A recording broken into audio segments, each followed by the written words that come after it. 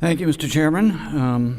I'm pleased to be back here after spending time in our districts. While I hope we can have a productive and respectful discussion today, I would be remiss if I did not note that this hearing will focus on issues related to immigration and border security, both of which are outside the subcommittee's jurisdiction.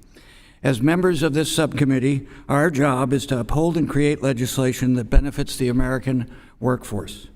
For the vast majority of Americans, earning a paycheck is how families are able to pay their bills.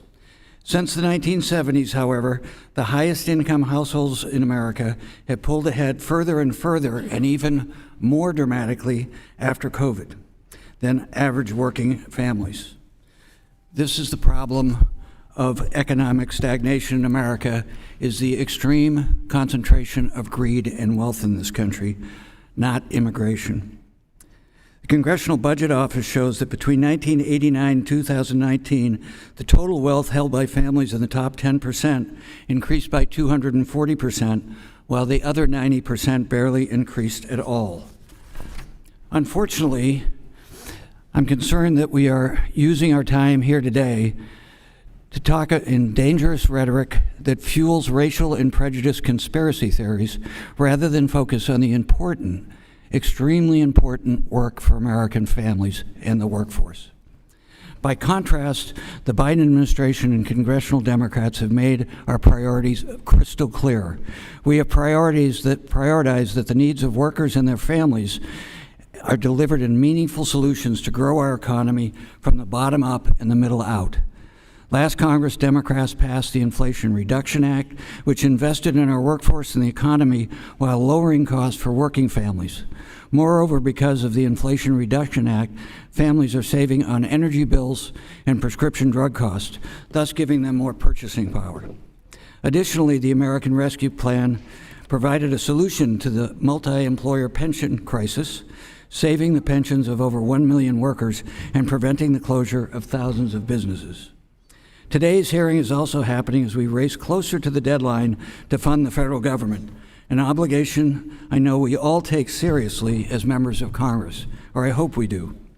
Regrettably, once again, we find ourselves in a precarious situation with some in the majority threatening to hold our economy hostage and risk a government shutdown unless they pass cruel and regressive immigration policies, severely weakening critical federal programs and protect workers.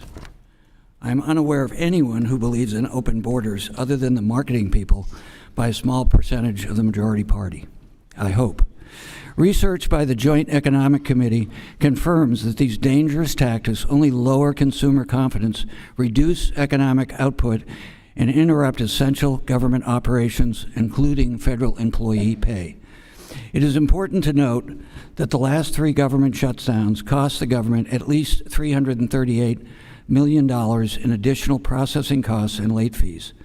Also, Fitch Ratings downgraded the U.S. credit rating for the exact type of brinkmanship on the debt ceiling. Instead of wasting time on political games, it's my hope that the congressional Republicans and caucus and Democrats, we can join together, as we have historically in the past, in backing legislation that builds on our unprecedented economic development while also ensuring American workers have access to fair pay, adequate benefits, and workplace safety.